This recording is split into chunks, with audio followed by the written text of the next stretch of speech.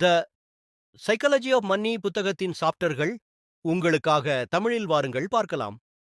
முகவுரை உலகின் பிரம்மாண்டமான நிகழ்வு. என்னுடைய கல்லூரி பருவத்தில் நான் லாஸ் ஏஞ்சல்ஸ் நகரின் மிக அற்புதமான விடுதி ஒன்றில் ஓட்டுநராக பணியாற்றிக் கொண்டிருந்தேன். அந்நாட்களில் ஒரு தொழில்நுட்ப மேலாளர் அவ்விடுதிக்கு தொடர்ந்து விருந்தாளியாக வருகை தருவது வழக்கம். அவர் ஒரு மேதை. தன்னுடைய 30 வயதுக்குள்ளேயே வைஃபை தொழில்நுட்பம் சார்ந்த முக்கியமான ஒரு கருவியை வடிவமைத்து அதற்கான காப்புரிமையையும் பெற்றிருந்தார். அவர் புதிய நிறுவனங்களை நிறுவதிலும் நிறுவிய புதிய நிறுவனங்களை விற்பதிலும் திறமைசாலி. அத்தகைய போக்கில் அவர் பெருவாரியாக வெற்றியையும் கண்டிருந்தார்.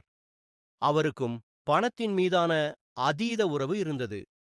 என் எண்ணப்படி அந்த உறவு பாதுகாப்பின்மை, குழந்தைத்தனமான முட்டாள்தனம் இவற்றின் கலவை என்பேன். அவர் எப்போதும் அடுக்கடுக்காக நோட்டுக்கட்டுகளை வைத்திருப்பார். அதை $100 யாரெல்லாம் பார்க்க விரும்புகிறார்களோ அவர்களுக்கும், இதுவரை அப்படி பார்த்தறியாதவர்களுக்கும் அவர் அந்த கட்டுகளை காட்டுவது வழக்கம். மதுவருந்தும் வேளைகளில் தேவையில்லாமல் இருந்தாலும் அவர் வெளிப்படையாகவும் சத்தமாகவும் தன் செல்வம் குறித்து தற்பெருமை பேசுவது வழக்கம்.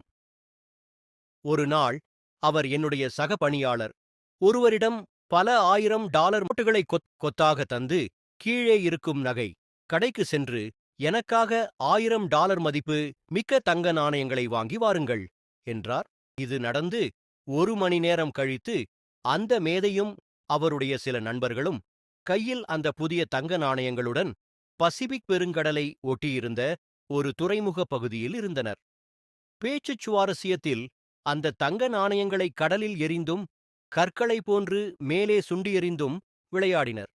யார் எறிவது அதிக தூரம் சென்றடைகிறது என்ற விவாதம் வலுக்க உரத்த குரலுடன் அவர்களுடைய விளையாட்டு தொடர்ந்து நடந்தது. இந்த விளையாட்டு வெறும் கேளிக்கைக்காகத்தான். சில தினங்களுக்குப் பிறகு அதே விடுதியில் அவர் தற்செயலாக ஒரு அலங்கார விளக்கை உடைத்துவிட்டார். விடுதியின் மேலாளர் அவரிடம் அந்த விளக்கின் விலை $500 என்றும் அதை அவர் செலுத்தியாக வேண்டும் என்றார். இதை கேட்டதும் அந்த மேதை, "ஓ, என்ன $500 கொடுக்கச் சொல்கிறாயா?" என்று அந்த விடுதி மேலாளரை நம்பிக்கையற்று கேட்டார். பின் தன் பையிலிருந்து டாலர் நோட்டுக்கட்டை உருவி எடுத்து அந்த மேலாளரிடம் கொடுத்தபடி, "இந்தா $5000, இனி என் முகத்தில் விழிக்காதே, இனிமேல் இப்படியெல்லாம் என்னை அசிங்கப்படுத்தாதே" என்று சினந்தார். அந்த மேதையின் அத்தகைய அர்த்தமற்ற செயல்கள் எவ்வளவு காலம் தொடர்ந்திருக்கும் என்று நீங்கள் நினைக்கலாம். ஆம், மிக குறைந்த காலமே. சில ஆண்டுகள் கழித்து தான் பெற்ற பணத்தையெல்லாம் இழந்து அவர் திவாலான விஷயம் எனக்கு தெரிய வந்தது. செல்வத்தில் திளைப்பது என்பது நாம் எவ்வளவு பழகுகிறோம் என்பதிலேயே இருக்கிறது என்பதே இந்நூலின் அனுமானம் அல்லது மையக்கரு ஆகும். நன்னடத்தை என்பதை அவ்வளவு எளிதாக கற்றுக் கொடுக்க இயலாது.